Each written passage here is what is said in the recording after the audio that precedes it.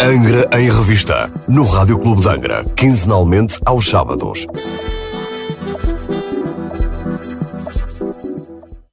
Olá, muito boa tarde, seja bem-vindo a mais uma edição do programa Angra em Revista. Connosco está, diria como sempre, o Presidente da Autarquia, Dr. Muito boa tarde, é um prazer estar aqui. Obrigado mais uma vez pela disponibilidade. Presidente, vamos começar com um tema do qual foi abordado no programa passado, que tem a ver com o Ecocentro São Sebastião, que estava fechado, reabre segunda-feira. Vai abrir experimentalmente e condicionalmente, ou seja, se voltar a acontecer alguma questão como aquela que aconteceu anteriormente, depois voltará a encerrar. Nós não podemos permitir que um ecocentro que foi feito para servir as pessoas e para dar alguma ordem à recolha de resíduos se transforme numa verdadeira bagunça com as coisas todas no lugar errado. Fica aqui, mais uma vez, o meu pedido, que é um pedido que não é para a Câmara, porque o Ecocentro não está lá para servir a Câmara, está lá para servir as pessoas. Creio que é um pedido que eu faço em nome de quem vive naquela zona e de quem vive em São Sebastião, no sentido de quem utiliza aquele Ecocentro, seguir as instruções que lá estão, não são assim tão difíceis, está escrito em letras enormes, que se vêem mesmo sem óculos e à distância, e ainda por cima é fácil porque tem uma plataforma elevada, basta ir com a carrinha ou o que for lá e ir separando as coisas, pondo em cada contentor o que pertence a cada contentor. Nós vamos passar a ter uma câmara de vigilância ali e, portanto, também vamos passar a saber quem é que faz o quê, de maneira que haja ali alguma disciplina e alguma decência na utilização, porque está ali um grande investimento. Aquilo é um serviço extremamente importante para as pessoas, porque poupa imenso combustível, evita, porque as pessoas não têm que ir entregar as coisas na lixeira, evita estarem a pôr lixo em lugares onde não devem. O que é preciso é um mínimo de decência e um mínimo de civilidade na utilização daquele espaço. Eu sei que isto posso estar a ser injusto em relação a São Sebastião, porque não são apenas os de São Sebastião que lá vão, aquela estrutura também serve muita gente do outro lado da fronteira concelhia, mas fica aqui o meu apelo aos angrenses e aos praenses no sentido de utilizarem aquele espaço como deve ser. Não custa nada e a verdade é que os outros, o dos Altares e o das 12 Ribeiras, não há razão de queixa. Portanto, naquele ali também não deveria haver. Portanto, vamos fazer mais uma tentativa. Se as coisas correrem mal, depois vamos ter que fechar. A verdade é que ou tratam bem o Ecocentro São Sebastião ou arriscam-se a passar aí ao terra intermunicipal. Exatamente, que é uma distânciazinha maior depois, bem maior e com mais custos. E os problemas são bem maiores. Por isso, vamos fazer uma nova tentativa. Presidente, estamos numa altura, e acho que os dias piores já passaram, mas nunca se sabe, onde o calor tem sido imenso, há alertas do IPMA por aí fora, e a Câmara Municipal seguiu, obviamente, através da Proteção Civil, algo que se tem visto um pouco por todo o país, que é alertar as pessoas para evitar as queimadas. É preciso realmente ter alguns cuidados e até alertar os bombeiros quando se faz este tipo de queimadas. A lei obriga a isso, é preciso alertar os bombeiros, é preciso fazer a comunicação prévia, isso é uma obrigação e o não cumprimento dessa obrigação pode resultar na aplicação de uma coima, por isso é preciso que isso seja feito. Neste momento nós não estamos ainda, felizmente, e se calhar nunca chegaremos lá, porque também estamos a chegar, já estamos a entrar em setembro e portanto as coisas mudam. Não estamos em risco de incêndio severo, mas existe algum risco moderado de incêndio. Felizmente para nós a nossa vegetação não é muito propícia aos incêndios e portanto não temos que estar aqui a tomar medidas extremas. Contudo, é preciso prudência. Já aconteceram alguns pequenos incêndios rurais que nós não queremos voltar a repetir. Já aconteceram e as pessoas sabem que é assim e é preciso evitar, tanto quanto possível, os riscos. As queimadas não devem, para além de serem de comunicação obrigatória, não devem ser feitas nesta altura, até porque não são com certeza nenhuma urgência, podem esperar mais um bocadinho e quando tiver chovido e quando as coisas estiverem em outra segurança, podem-se fazer as queimadas. Portanto, nesta altura, para além da obrigação, e essa obrigação tem mesmo que ser cumprida, porque na verdade quando aparecer para aí fumo, as entidades fiscalizam com certeza que vão lá ver e se não houver licença vai haver coima, de certeza, e por isso muita atenção a isso. A outra questão tem a ver com a utilização de pirotécnicos, foguetes. Não é um risco para ir além, nas nossas condições não existem de facto grandes riscos. Ainda assim, sempre que seja para utilizar pirotécnicos, particularmente se for ao pé de matas ou ao pé de zonas que têm muita vegetação, devem ser tomados os devidos cuidados, no sentido desses produtos não irem cair nesses lugares. O ideal até é não os utilizarem, ou seja, se alguém estiver a fazer uma festa numa zona florestada ou se estiver a fazer uma festa numa zona com mais vegetação, creio que podemos passar muito bem sem foguetes e, portanto, não é necessário fazê-lo, mesmo que haja uma tradição de fazer. Acho que nas atuais circunstâncias, embora se possa utilizar, e não creio que venha grande mal ao mundo, ainda alguns assim, podem bem ser evitados. alguns podem ser evitados. E, além disso, quem utiliza esses materiais sabe as cautelas que deve ter e sabe a direção em que os deve lançar, de forma que eles não vão parar onde não devem. E é isso que deve ser feito. Mas não me parece que seja uma questão tão importante que nós tenhamos que proibir. Não há razões para isso. Há sim razões para sermos prudentes. Presidente, normalmente quando acontecem as coisas é que nós, não é, quando somos roubados, é que colocamos trancas à porta. Os açorianos olham muito, até porque os nossos bombeiros colaboraram com aquilo que aconteceu na Madeira. É normal sim, mas a haver Madeira uma maior tem preocupação. Sim, é normal, mas a Madeira tem um clima completamente diferente, claro. E tem uma vegetação diferente, ou seja, nós estamos a falar em duas, é verdade que somos todos ilhas, mas ilhas completamente diferentes do ponto de vista climático, portanto, não vamos de imediato transferir uma coisa para a outra. Contudo, a prudência nunca fez mal a ninguém e atenção às queimadas, que nesta altura são desnecessárias e não devem ser feitas, e quando tiverem que ser feitas, têm que ser feitas dentro daquilo que está regulamentado. E atenção aos foguetes que não precisam de ser usados em todas as ocasiões, portanto, haja bom senso e haja as cautelas necessárias para que depois não nos arrependamos. Muito bem, Presidente, passando de festa para banhos de mar, recentemente saiu a público que a água de Fanal poderia ter algo fora de comum. A Câmara já esclareceu, quer esclarecer também já agora no nosso programa. Na verdade, nós de vez em quando temos algumas pessoas que, em vez de perguntar, ainda por cima, neste caso uma senhora que é membro da Assembleia Municipal e que poderia muito bem ter perguntado e até tinha o direito legal de o fazer e podia ver todos os registros. Mas em vez disso resolveu que a melhor forma era fazer comunicados. Isso é mau por duas razões, porque lança desconfiança sobre aquilo que as pessoas deveriam confiar e porque depois, com estes desmentidos e com estas coisas todas, também lança uma confiança sobre assuntos futuros. Ou seja, isso é como a história do lobo no dia em que acontecer mesmo, o pessoal vai achar que não aconteceu. Portanto, há coisas em que se exige responsabilidade naquilo que se diz. E deve-se dizer com a certeza daquilo que se diz. As análises do Fanal e de todos os outros lugares são publicadas pelo Governo Regional e pela Câmara. São colocadas, fixadas nas entradas dos lugares. São colocadas na internet, no site da Câmara, para quem as quiser ver. Portanto, com 2 cliques, esse assunto tinha sido, com certeza, devidamente resolvido. E isso tem a ver com uma certa forma de fazer política, em que acha-se que a política se faz com estes alardes, com estas coisas, e é sempre a dizer que há qualquer coisa de horrível e de escondido. Isso não é forma de fazer política, isso não gera confiança sobre as instituições, isso é uma forma de um certo populismo que não deveria ser permitido entre nós e as pessoas deviam, e acho que fazem os cidadãos, deviam punir isso com a desconfiança sobre quem o faz. E ainda por cima, feito em circunstâncias que não são propriamente razoáveis, porque toda a gente vê o Fanal, toda a gente sabe o que lá existe, toda a gente conhece o lugar e, portanto, nós que aqui vivemos sabemos onde há problemas e quando há problemas.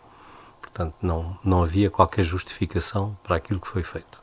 Presidente, já agora e falando do Fanal, existe ali uma estação de tratamentos. Ela também teve melhorias quando foram as obras. Sim, mas aquilo não é uma estação de tratamento. O que existe ali é uma estação, basicamente, explicando o que se passa, toda a rede de águas residuais, de esgotos, do Alto das Covas para baixo e do Alto das Covas para diante, ou seja, da Rua de São Pedro, ou seja, as zonas que estão mais baixas do que o Alto das Covas, vão para 2 tanques que estão ali.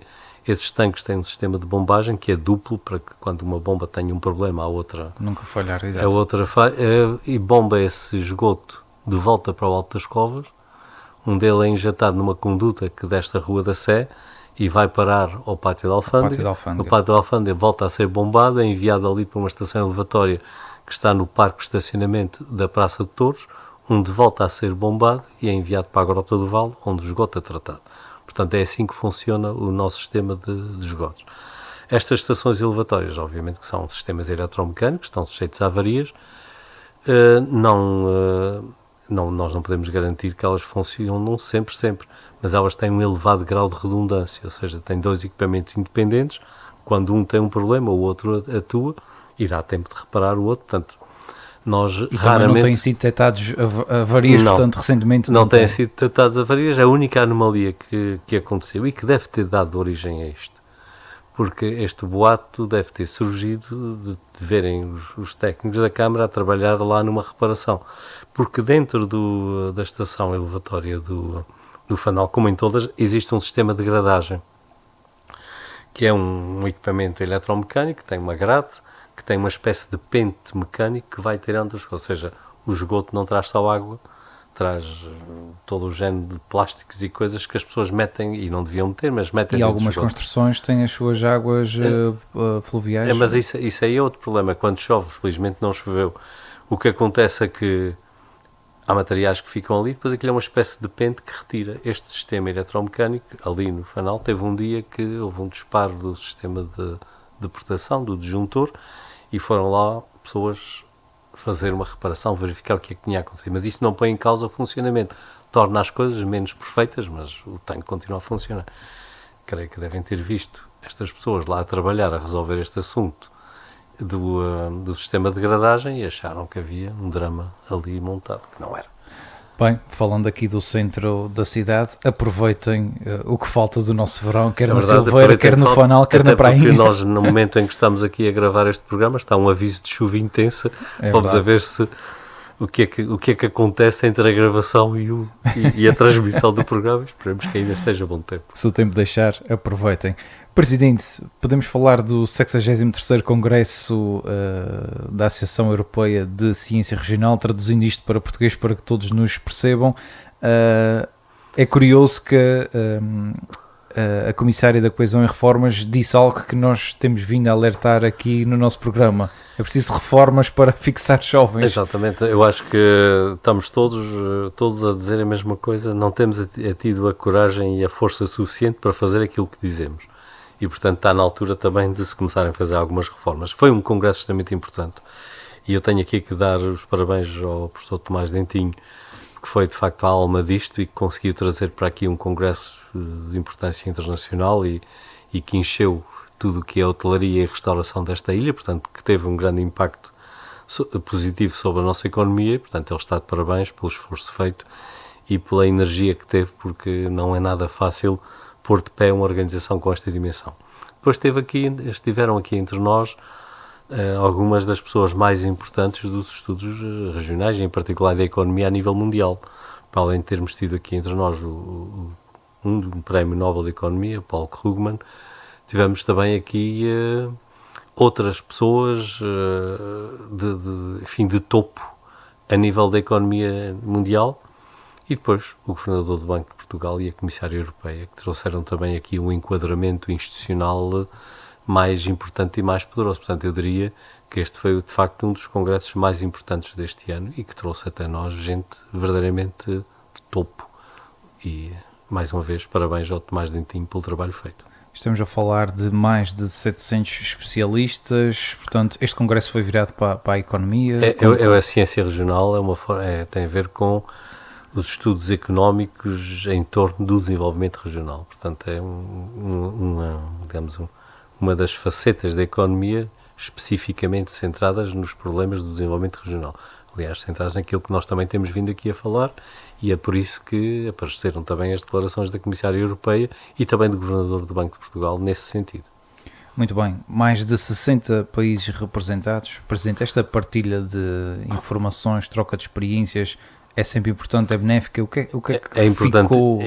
Ficaram duas coisas. Obviamente, a troca de conhecimentos e o saber que foi ficando. Mas mais importante do que isto, ficou Angra no mapa do mundo da economia, no topo desse mapa. Ou seja, estas pessoas que passaram por aqui ficaram a conhecer que existe esta cidade, que existe esta ilha, e são pessoas extremamente influentes, e isso tem um peso muito grande. Ou seja, não foram pessoas quaisquer, foram pessoas que depois também elas próprias têm o seu círculo de outros, claro, que trabalham com eles, e portanto através deles Angra chegou muito longe, e esse é que é o grande adquirido deste tipo de eventos. Presidente, acha que não só os angrenses, mas os terceirenses em particular estão atentos a tudo isto que tem acontecido, principalmente aqui no Concelho de Angra? Tivemos agora este congresso, a Glex há 2 anos consecutivos que vem a Angra. Será que as pessoas estão conscientes do impacto que isto tem? Eu creio que sim, as pessoas veem esse impacto nas ruas e veem na nossa economia e veem na maneira como Angra tem crescido em visibilidade a nível mundial. Nós hoje somos uma cidade que tem o seu lugar no contexto das cidades deste mundo, portanto não somos de facto um lugar desconhecido, e a verdade é que aqui acontecem coisas que marcam isso mesmo.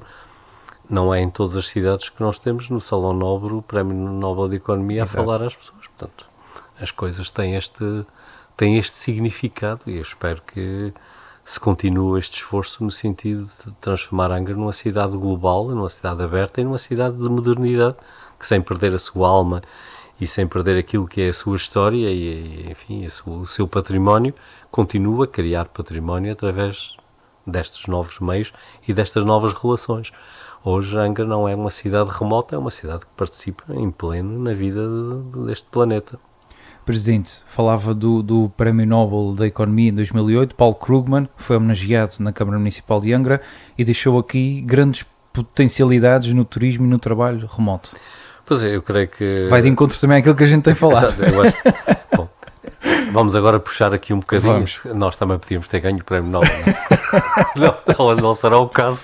Aquilo que acontece é que, de facto, nós creio que estamos no bom caminho no sentido de pensar que este território em que nós vivemos é um território que tem imensas potencialidades do ponto de vista da qualidade de vida, o que permite fixar aqui pessoas com um elevado potencial do ponto de vista da criatividade, da inovação, que trabalham em áreas em que os transportes não são uma limitação, portanto não vão exportar nenhum produto físico que tenha que ir em contentores, vão exportar o seu trabalho através do cabo de fibra óptica, portanto estarem aqui ou estarem em qualquer outro lugar do mundo, do ponto de vista do trabalho é indiferente, mas do ponto de vista da qualidade de vida, aqui tem vantagem.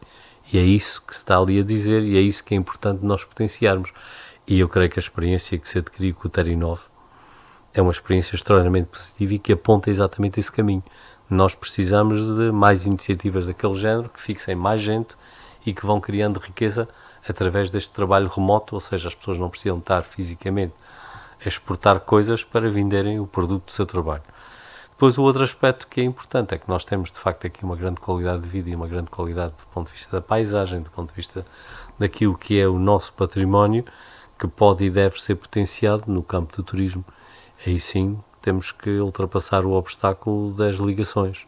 Nós não podemos continuar até a Ilha Terceira dependurada numa mudança de avião em Ponta Delgada e na marcação de passagens e de voos que são difíceis e que são complicados e que se atrasam porque obviamente os turistas não estão disponíveis para isso. Quem vem em turismo quer chegar na hora certa e sair na hora certa porque no dia a seguir se calhar tem que trabalhar e não está disponível para ter incertezas. E é nesse contexto que nós temos que continuar esta luta no sentido de melhorar a conectividade aérea da ilha com o exterior, em particular com o continente europeu, que é de onde vem a maior parte dos nossos turistas. Aliás, falamos nisso no programa passado, é exatamente do resto da Europa que nós tivemos a maior quebra, apesar do aumento nacional, mas houve uma quebra efetivamente. E essa quebra deve-se essencialmente às dificuldades em chegar cá. Quem vai marcar uma passagem para vir em viagem turística não fica como nós ficamos, em lista de espera ou noutro qualquer mecanismo. Ou há ou não há. E obviamente quando lhe dizem vai parar aqui, vai ficar uma noite ou vai ter que esperar não sei o quê, a pessoa diz não, eu prefiro ir para outro destino em que eu vá e volto. Portanto, sem ligações diretas, ligações diretas com a certeza dos horários e com a certeza dos percursos, não há possibilidade de nós continuarmos a crescer. Presidente, já agora, uma opinião sua também, é com este tipo de eventos, não só este, também a Glex, juntando aqui parcerias com o Terinov, com a Startup Angra, até fazer renascer o programa Terceira Tech Island noutros para outros. Ele está a renascer, neste momento já houve 2 cursos, está-se a preparar mais um curso aqui em Angra. Aqui em Angra, exatamente. Ou seja, basicamente a ideia era uma excelente ideia e está a ser renascer retomada, e potencial ainda mais. E ela tem que crescer e tem que continuar a produzir resultados e é preciso continuar a investir no setor da ciência e da tecnologia, em particular criar condições para o desenvolvimento das pequenas empresas e das novas iniciativas. E nesta altura aquilo que já foi anunciado, que é o Governo Regional investir no alargamento do Terinov, é essencial e urgente que se faça, porque nós precisamos de mais espaço e da continuação da criação daqueles ambientes, um ambiente de campos que é um ambiente propício à inovação e propício a este tipo de iniciativas. Presidente, estava em linha com estes eventos todos que acontecem em Angra para lhe perguntar o seguinte: acha que os açorianos, de certa forma, têm que apostar neste tipo de eventos para diminuir aquilo que é a sazonalidade depois na época baixa? Estes eventos são extremamente importantes para isso, porque eles conseguem congregar um elevado número de pessoas e, além disso, têm esse efeito multiplicador. As pessoas que passaram por aqui ficaram a conhecer e serão com certeza os nossos melhores agentes no sentido de trazer outros. Vieram em trabalho, mas um dia viram de férias. Vieram em trabalho, a maior parte deles até tirou um dia antes ou 2 dias depois, a maior parte deles estão a ficar neste fim de semana cá, e isso faz com que potencie que outros cá venham, virão de férias eles e virão os seus amigos e os seus conhecidos, portanto estamos aqui a alargar rapidamente o nosso público-alvo do ponto de vista da promoção da ilha, e isso é fundamental para o desenvolvimento do turismo, mas mais importante ainda é a questão científica e tecnológica, porque isso sim coloca aqui pessoas o ano inteiro e gera riqueza. Muito bem, é preciso trocar os cabos submarinos também que estão Essa parte esperemos que se faça no devido tempo, as coisas estão a andar e que acabemos com os bairrismos centralistas de São Miguel, que acham que são o centro do mundo, que até o cabo submarino teria que passar por lá por causa de um microsegundo que eles não poderiam perder, mas que a terceira essa podia perder. Portanto, há aqui coisas que é preciso resolver de uma vez por todas. E uma delas é exatamente isto, esta autonomia, da maneira como funciona, transformou-se num anacronismo e nós ficamos presos a um conjunto de peias que é preciso quebrar. E por isso é que é importantíssimo que nós sejamos, de facto, reformistas, que se façam as reformas necessárias, quer na estrutura autonómica, quer na maneira como nós nos organizamos. Porque isso, neste momento, 50 anos depois, passa a ser uma urgência. A autonomia fará 50 anos em 26, ou seja, daqui a ano e meio. Exato. E em 50 anos a nossa sociedade mudou extraordinariamente. Obviamente que os modelos de há 50 anos precisam de ajustamentos para os dias de hoje, razão pela qual é fundamental que haja uma reforma profunda de todo o sistema que evite este tipo de situações e que dê liberdade e autonomia para nós investirmos. Nós não podemos continuar numa situação como esta em que houve 45 milhões para fazer uma variante, enfim, prolongar uma via rápida em São Miguel, mas para arranjar 400 mil euros para retirar aqueles calhaus da serreta foi o fim do mundo. Portanto, há coisas que é preciso resolver. Muito bem, Presidente. Vamos falar de 2 problemazinhos que afetam o Concelho de Angra, mas que não são responsabilidade da Câmara Municipal, são como do Governo Regional diretamente. Tudo acaba na responsabilidade da Câmara Municipal. A Câmara Municipal acaba por ser aqui o E chamo-lhe o problemazinho, obviamente, aqui ironizando um bocadinho, porque é um problemazão. Daqui a cerca de 45 dias, será que teremos mesmo a estrada do Raminho aberta? Eu espero bem que sim, eu tenho estado informado da evolução das coisas, tudo indica que vamos nesse caminho. Tenho esperança que as coisas realmente se resolvam e que se resolvam, mas obviamente que é sempre um problema. E reparem noutra coisa, o arranjo da estrada alternativa, do caminho alternativo, que foi anunciado há não sei quantos meses como uma coisa que se ia fazer já, eu que passo lá várias vezes não vi uma pedra ser mexida. Portanto, nós temos que fazer as coisas realmente e deixar de anúncios. Eu espero que neste caso, até porque neste caso é um contrato e portanto não é um anúncio, eu acho que aí, no caso desta obra, que não é propriamente resolver o problema de vez, mas resolver o problema por agora, creio que as coisas estão bem encaminhadas e vai mesmo acontecer, tenho grande esperança nisso. Já o arranjo do caminho alternativo, que já devia ter sido feito aproveitando o verão, nada foi feito, apesar de ter saído no jornal a fotografia de uma máquina lá no caminho com o ar de que a obra tinha começado, não começou. E infelizmente estas coisas começam a ser muito comuns. Nós temos demasiadas coisas que são anunciadas e depois não acontecem. Ali em São Mateus foi lançada uma primeira pedra já há meses sem fim, que eu saiba não aconteceu nada. Não aconteceu mesmo nada, está lá o terreno.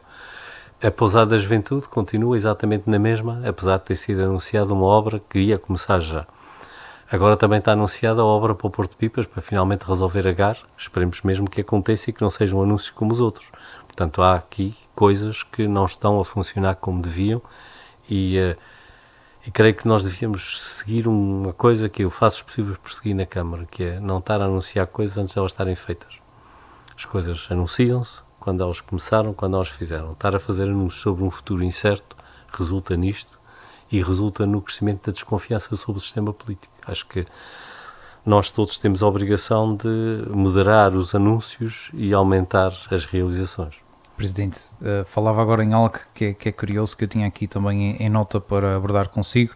Algumas pessoas da zona oeste da ilha, portanto destas freguesias mais afetadas pelo corte do trânsito desta rua, questionam porque é que isto não foi feito mais cedo, porque é que não se limpou mais cedo e abriu mais cedo, mesmo percebendo que teria que haver ali um estudo para perceber o que é que poderia acontecer uns meses a seguir. Porque esperar 7 ou 8 meses para reabrir? Bom, essa é uma pergunta cuja resposta eu não tenho, porque não é da competência mas leva à desconfiança política, como o Presidente. Exatamente, leva à desconfiança. Até porque, e depois, uma coisa que a mim, esta parte eu tenho que confessar, a minha irritação pessoal, que tem a ver com a maneira como se depois as pessoas tentam eximir as suas responsabilidades. Quando aconteceu o sismo de janeiro, eu mais um grupo de bombeiros, aliás um bombeiro só e depois chegaram outros, a primeira pessoa a chegar àquele local, chegámos ali, percebemos que era preciso, por uma razão de prudência, era preciso fechar a estrada. E no âmbito das competências da proteção civil, que o município tem a obrigação de garantir a segurança das pessoas, mandei eu próprio, fechem a estrada, chamou-se o Governo Regional, que é a entidade gestora, mas fechem a estrada até que o Governo Regional decida se é quer aberta ou não, porque não é competência da Câmara mantê-la fechada. Ela foi encerrada por uma razão de prudência até que se fizesse o reconhecimento local e a entidade gestora da via, neste caso as obras públicas, decidissem se a estrada era segura ou não era segura, e aí não há qualquer intervenção da Câmara.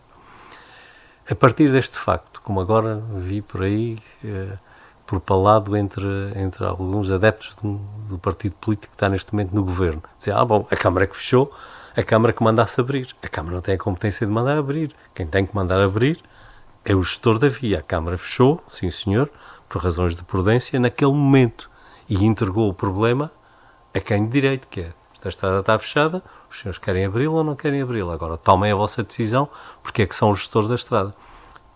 Vir daí dizer que a Câmara fechou a estrada e depois não a abriu durante estes meses todos, é um passo que não é lícito fazer-se e é uma vergonha que haja alguém que o faça. Alguém dizer isto é tentar esconder-se atrás de quem não se deve esconder. Eu gosto de assumir as minhas responsabilidades, mas não gosto de ficar com as responsabilidades dos outros, particularmente quando são coisas que, obviamente, são indevidas. E por isso fica aqui bem clarinho que a Câmara fecha, mas a Câmara não abre, porque a Câmara só abre o que são vias municipais. Se aquilo fosse uma via municipal, a Câmara encerrava e a Câmara decidia quando abrir.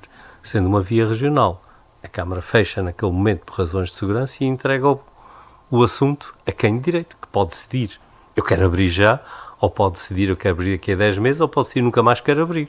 Mas assumam as responsabilidades e deixem de andar a tirar responsabilidades para quem não as tem. Eu já tenho muitas minhas, não preciso, desde o Governo Regional. Efetivamente, o que conta aqui é a segurança e o bem-estar da população. A segurança da população, obviamente, está em primeiro lugar, mas essa segurança tem que ser avaliada, obviamente, mas nós não precisamos levar meses sem fim para avaliar o assunto.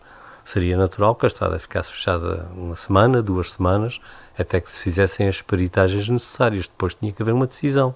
Abre ou não abre. E obviamente as pessoas têm direito à sua opinião e a duvidar de porquê tanto tempo depois. Sim, mas essa é uma questão que a mim não me cabe responder. E são questões pessoais também de cada um, obviamente, que nos chegam e as pessoas têm todo o direito de as ter.